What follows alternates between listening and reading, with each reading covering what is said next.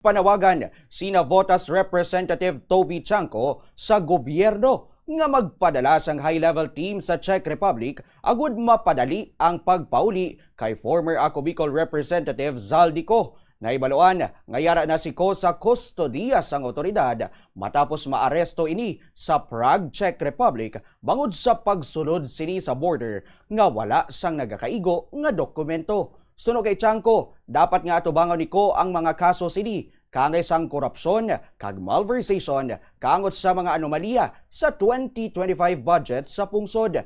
Ginainganyo man sini si Ko nga magtestigo sa mga pangalan nga nadala sa mga irregularidad.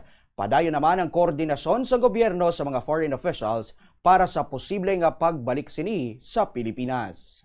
Ako po ay nananawagan sa ating gobyerno na magpadala po ng high-level team sa Czech Republic upang makipag-ugnayan sa mabilisang pag-uwi ni Zaldico. Umaasa po tayo na pag-uwi niya ay haharapin niya ang mga kasong korupsyon at malversation na isinampa laban sa kanya. At sabihin din niya under oath kung sino-sino ang kasabwat niya sa pinakamalaking korupsyon sa kasaysayan ng ating bansa. Dapat tumulong din siya upang maibalik ang mga nakaw na yaman na ito. Hindi po nakakalimot ang taong bayan. At kailangan panagutin lahat ng mga kawatan na nagnakaw sa pondo ng taong